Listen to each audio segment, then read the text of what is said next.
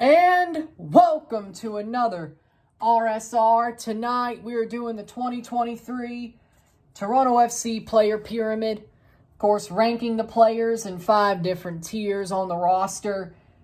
Pretty much went with the roster they had on the website.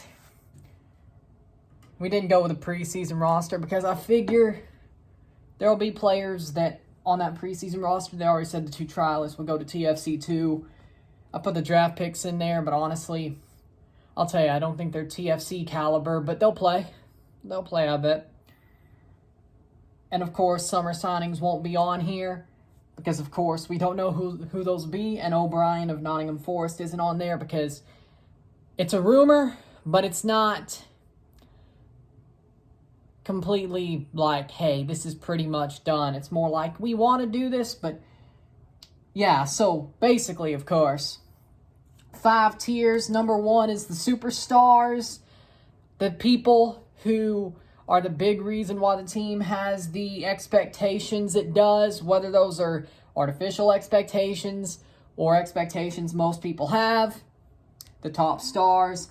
Tier 2 are the people that help the cake be baked in the right direction, so to speak. Great players, not exactly stars, but they are great big starters, big-time players on this team that matter a lot as time goes on and as things push forward and forward. Tier 3, great role players, good role players, talented players. They're useful at times, but they don't stir the drink, but they do what they got to do. Tier 4 are players that if we play them, start them more than 20 times a season, especially if we're only playing the MLS season, Can Champ, and 3 Leagues Cup games, we probably did worse than we wanted to. And even in a full 50-some game season going all the way to the MLS Cup, if we start them about 20 times, which some of the people on Tier 3 could be arguably that as well, but basically, Tier 3 and Tier 4, there's a little bit of separation, but to me, Tier 3 has more potential or are more useful when they have time compared to Tier 4, where I'm not so sure, or there you go. And then Tier 5 is the worst of the worst. If there's nobody, that's a good thing.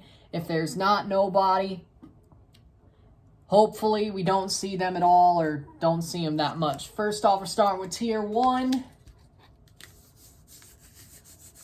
There you go. That does. Okay.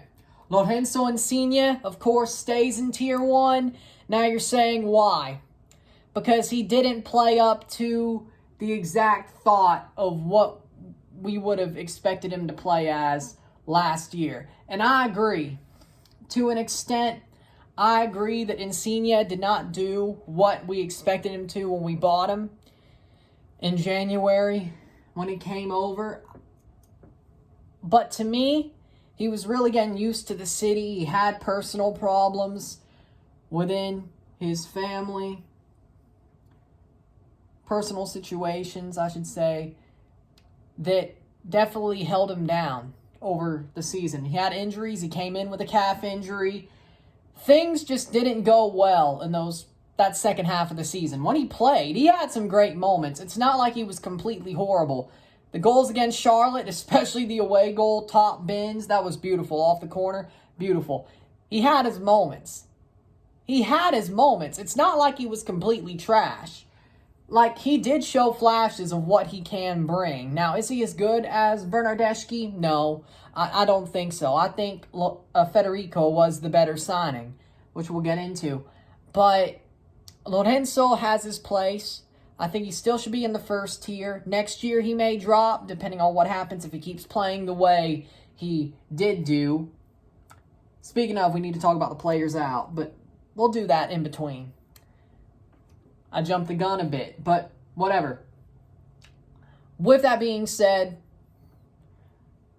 Lorenzo Insigne, I'm only doing one take, so I'll jump the gun anyway. Lorenzo Insigne, first tier. I think that's the right move. Next up, Federico Bernardeschi in orange because that means new to the pyramid because he came in the summer.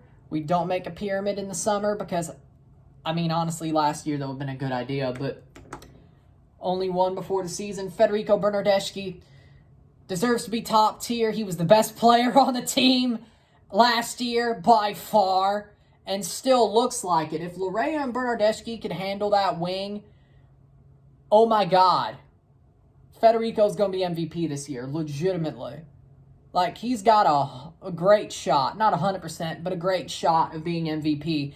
That's a first-tier player. An MVP is not going in the second tier. But Federico, everybody loves. I think he is the better player, and rightfully so, first tier. Next up, Richie Lorea in green, because that means he moved up a tier. Besides being on the players out last year, technically he wasn't. He just got loaned out. But see, that's why Alro's still there. We'll get into that. But Richie up a tier from when he was last on the actual pyramid, because we realized how much we need him that first 6 months. He's really needed. He does not just stir the drink, but he helps make sure the drink is completely correct. You don't overpour, you don't underpour. I know it's a bartending reference. I know it's a bar rescue reference type stuff, but you get the point. All right, Richie Lorea is that guy. He deserves to be in the first tier as long as he's here, because he's got talent out the wazoo. Hell, I think he should have played a bigger part at the World Cup, honestly. Was a little bit underwhelming, but with TFC, he's that guy. Next up, Sean Johnson. New player, brand new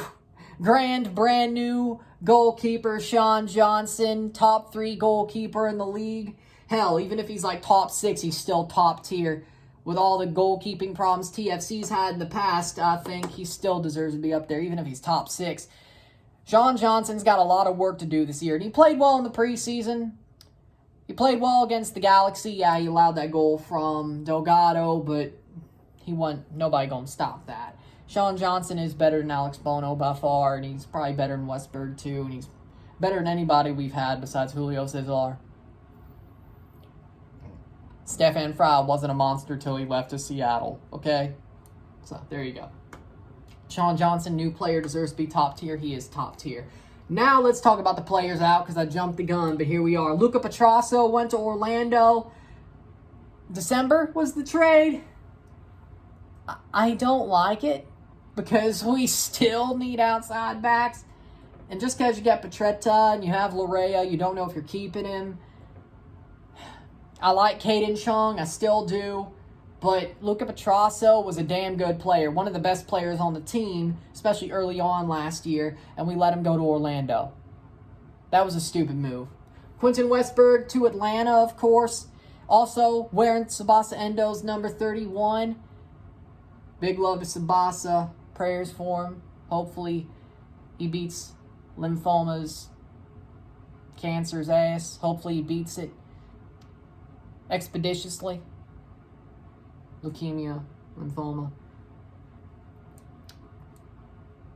Suffice it to say, hopefully he beats cancer's ass. And it's a damn nice thing that Westberg is wearing number 31. Also, that picture TFC in LA took with Tsubasa's jerseys last night was pretty cool too. Big respect, big respect. Next up, Alex Bono to DC. I'm glad he's gone, and I hope he starts next week. I want to see him get owned. Our luck, he'll probably stand on his head, but if he does, probably shouldn't be asking for him to start. But you know what? I think DC is screwed. That's why you don't get rid of Bill Hamid. Yeah, Tyler Miller ain't much better either, but still. Daniil Henry's gone. Barely did anything when he came back. Not really going to be missed. Noble Okello, LA Galaxy. We let him go for free to a point where he was a trialist. That's a joke. Noble had potential. Chris Mavinga also to LA Galaxy. Honestly, a little bit of the game, that preseason game, you would think, yeah, Chris Mavinga probably still should have stayed. They should have kept him. He did arguably outplay Hedges and Rusted. Arguably. It's one game, but still, not a great look. Alro Jr. finally is completely gone. His loan is over with Santos. He's a free agent right now. Honestly, we probably should bring him back, but Bacala probably won't. Sad. Ifudinyachi Achara to Houston Dynamo. Honestly, I can't get completely mad at it because I haven't heard what he did in the preseason, so that probably tells you something. Jacob Schaffelberg to Nashville. Probably the worst thing we did. We should have moved Jacob to the midfield because we have a midfield sieve. Still do. And he played well in the midfield for Nashville. He's not an outside back, even if he did play well against Independiente like that. That was, what, 5 years ago now? 19, 20, 21, 22. Yeah, going on 5 years. Or 4, sorry. Next year it'll be 5. Time flies anyway, good point. Next up, Domenico Crescito, retired, then re-signed with Genoa. Faked a retirement to go back to Italy. You know what? That's probably a good thing he's gone, right? Even though he was one of the better players we had in the second half.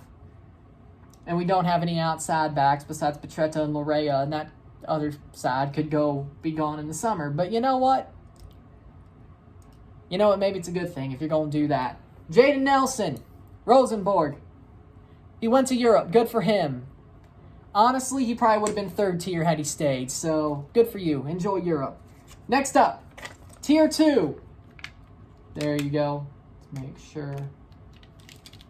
Yeah, that looks straight. Boom. There's your Tier 2. They're different parts of a triangle, so they may not be completely... I'm doing this off the fly, so there you go. Jesus Jimenez. I still think he deserves to be second tier because that first half, if he plays better after learning under Diomande or being a super sub or understanding Bradley's system more with the wingers Insigne and Bernardeschi, things will be better. I still think he could be a second tier player. I'm not against it. I think he should stay up there. Io looked a lot worse, to be honest. I think Jimenez still had flashes even in the summer, second half. So for me, I think Jimenez, with what he did, still should be second tier. Jonathan Osorio, if he didn't play last year, we were up the creek without the paddle. It always seemed like that. And it looks like that's what this year will be as well. So second tier. Next up, Michael Bradley actually played well last year. I know, it was crazy, but I actually thought he played pretty well last year, arguably, especially in the second half with the Italians. I mean, if you're playing around Mark-Anthony Kaye, and Mark-Anthony Kaye's horrible, it makes you look better by comparison, but it's still, Michael Bradley played well last year. He did find a second win, and hopefully he still has it. He did look, and Kerr, they looked better, but still, there you go. Speaking of, yep, okay, just making sure. Lucas McNaughton, second tier. Honestly, I think he's just as good as Matt Hedges or Sigurd Rosted. I think O'Neill's still lower. We'll figure out where. Just sit tight. Lucas McNaughton, I think he's talented. And honestly, I think he would fit better playing with Hedges than it being Hedges and Rosted. And I think we're going to find that out pretty quickly. That's probably a take, but still, there you go. Matt Hedges. Still got gas left in the tank. Played well for Dallas. Was their captain, and he came over to TFC as a free agent. Good move. I like it. We are sort of making that spine better, and that's what you got to do because God knows that's the one thing we need to make better. Should have been somebody in the midfield as well, but that could be O'Brien, and if not, I have problems. Sigurd Rosted came in from Sweden. Seems like a good center back. I think he's a very similar center back to Hedges. I think that's the one problem. I think they're way too similar, and that you kind of saw it against LA, that they're very similar, and I don't think that plays well. I think McNaughton is a little bit more pacey. He's a big guy. He's that dude. I think he plays well with Hedges or Rosted if you wanted to go that way. I think we're going to find out. As I said, I think we're going to find out as time goes on that McNaughton playing with one of Hedges or Rosted is better than Hedges and Rosted playing together. And if McNaughton's playing, it's probably going to be with O'Neill. I think that'll be fine. It was okay last year. Probably more rotational, but that's fine. Next up, Raul Petretta. Came from Kasımpaşa, Turkey. Yeah. Raul Petretta, left back, Italian. He's a good player. He's got talent. I like that he's there, and it's a permanent deal. Could be worse if it was a loan, but I think he's going to be in a very good spot with this club. I'm happy to have him. I think he's going to be very talented, and we need him. That's for sure. We need him, and I think things will be very good for him as time goes on with this club. Of course, all these players are in orange because they're new to the club or returning, because Victor Vasquez is back. The man who scored the goal to put the cherry on top of 2017 MLS Cup, and they did very well of referencing that in the new kit launch. That was nice. Victor Vasquez, he does have gas left in the tank. He does. And he played well for LA Galaxy, and he was probably, one of their better players last year? I think Victor was playing well for them, and it's a good thing we got him back. I hope he still has some gas left in the tank, but he looks like he's happy to play for Toronto again. He had a golazo in preseason. He's still got it. He may not be wearing number 7 no more, but he's still got it. I like it. New number, new start. He's back. Victor, be that guy. And then Adama Diomande, the new striker, always played well under Michael Bradley. Or not Michael, Bobby Bacala. Why did I do that? Still, it's one take, so whatever. Adama Diomande. It's 9:30 p.m., so this will get views because it's a multiple day video. It's not really completely.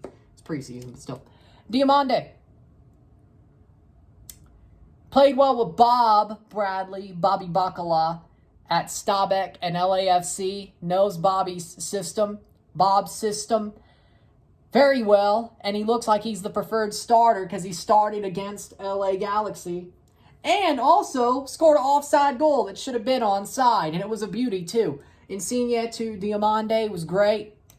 I thought that was great. I think they could get better together as time goes on, but they showed flashes. I think Diomande deserves to be second tier, and he is pretty good. Next up, third tier. Boom.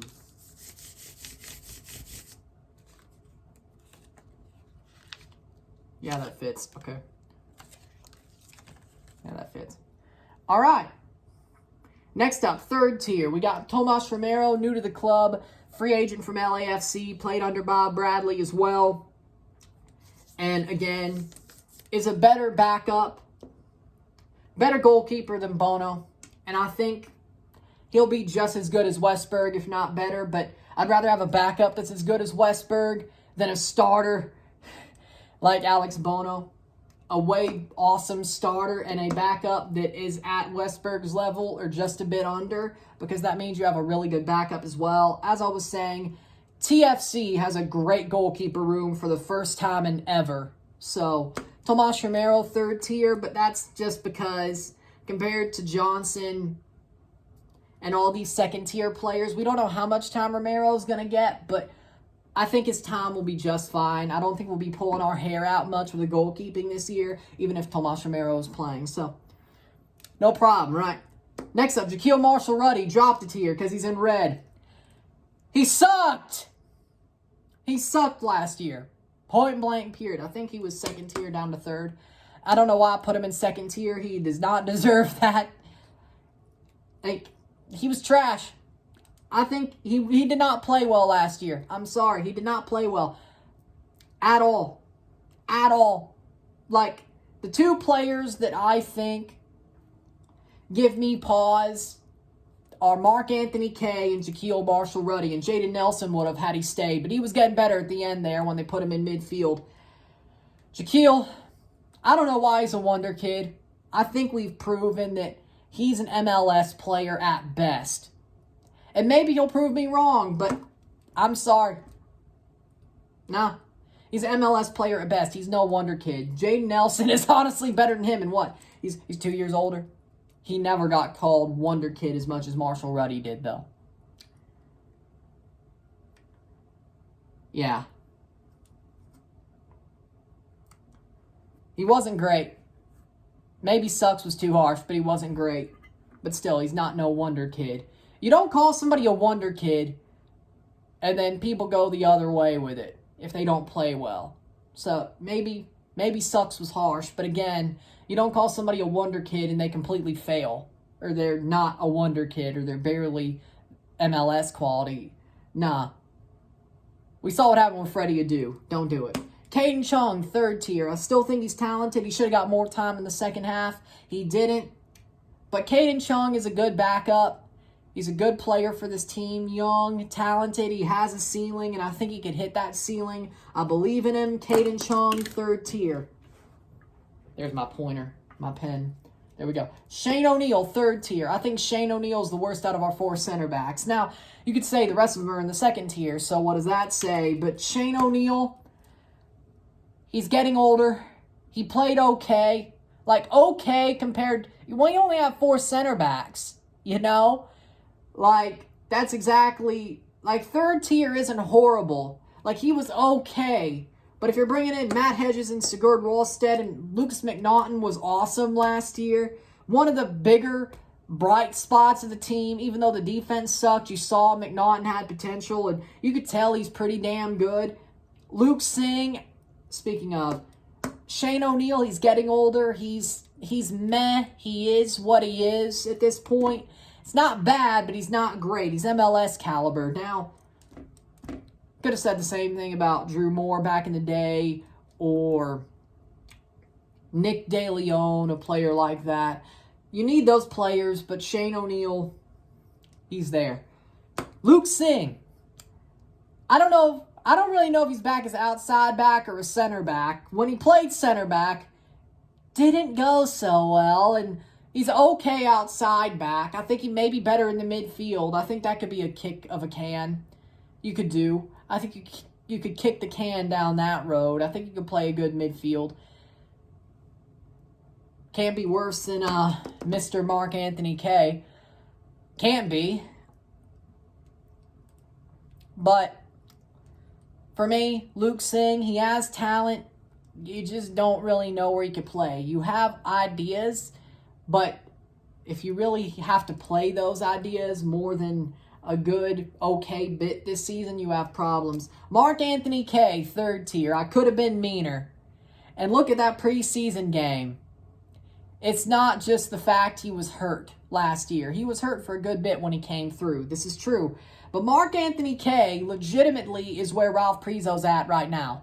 Ralph Prizo has a higher ceiling and an equal floor to Mark Anthony K. What do? I call Ralph Prizo Mark Anthony K 2.0 for a reason. And guess what? We traded for the old version. We traded for the prototype instead of the finished product. And look where we are now. Mark Anthony K legitimately had a crap game against LA. Yeah, he had a great long ball. He had a good switch of play. Won.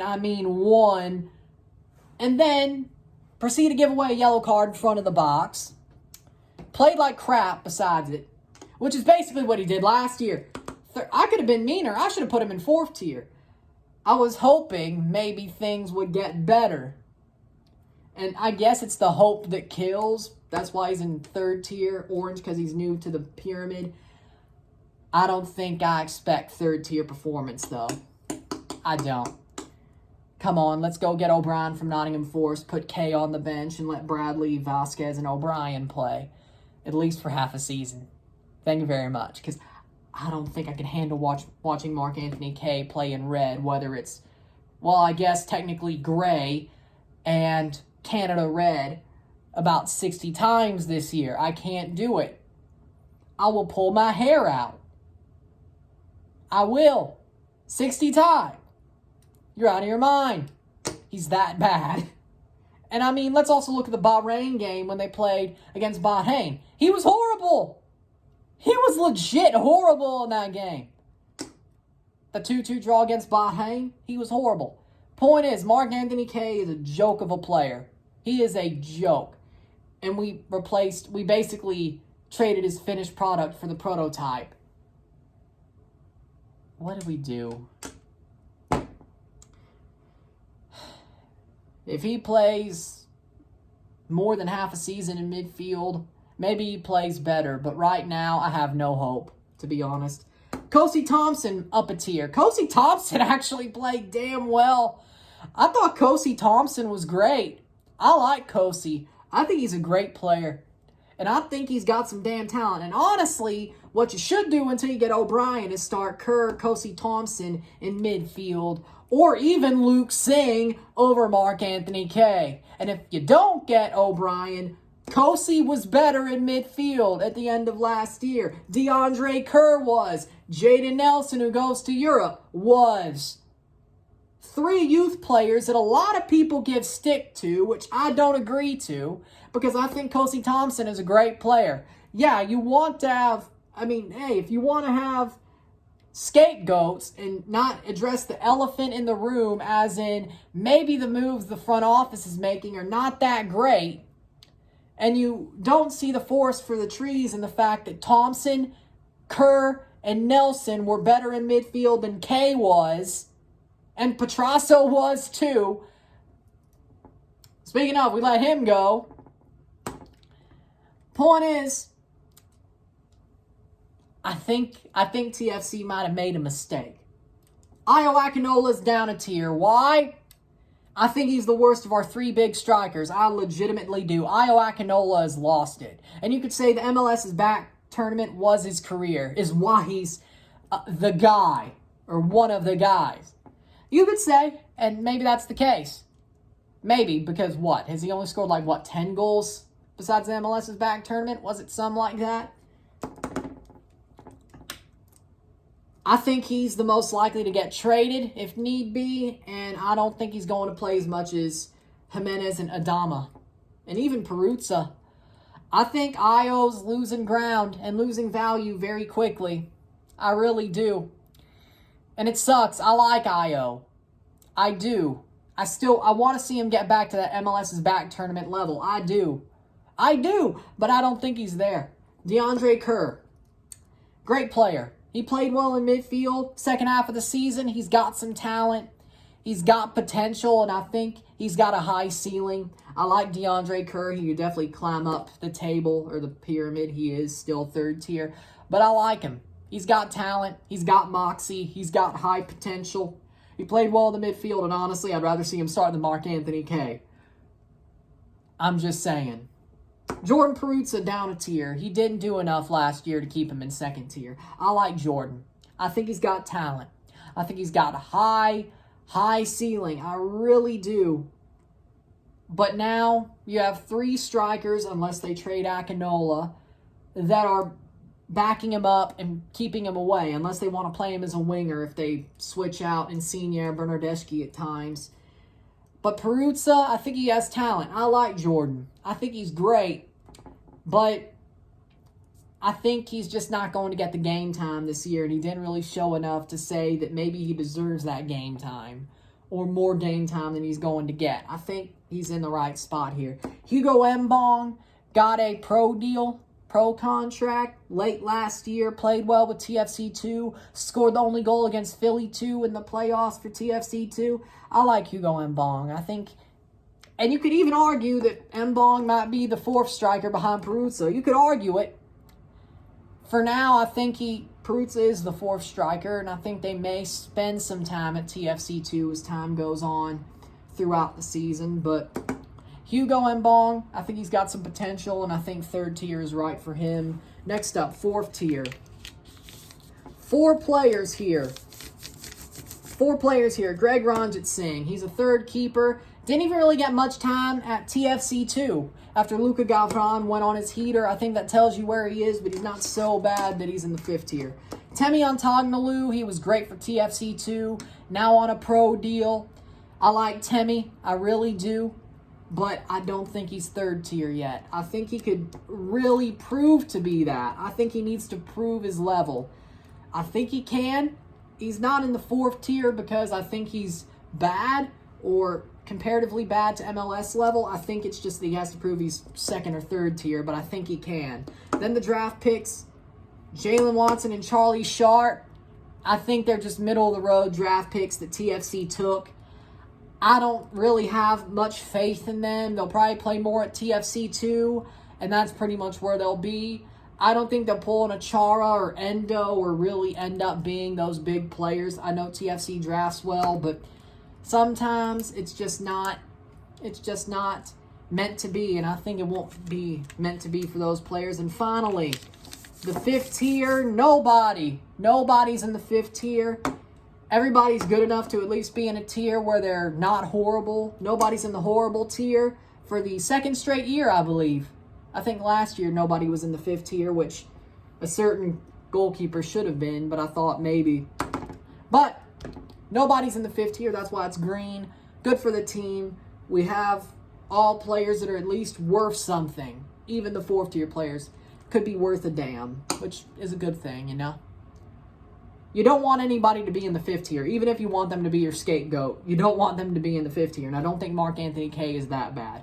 I'll give him that much. I don't think he's that bad. He might be next year, but right now I don't think he's that bad. So with that being said, if you like this player pyramid, there you go for 2023. The TFC player pyramid, the rankings have been there, have been announced.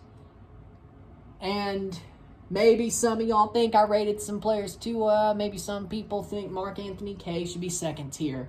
You're wrong, but I'll listen.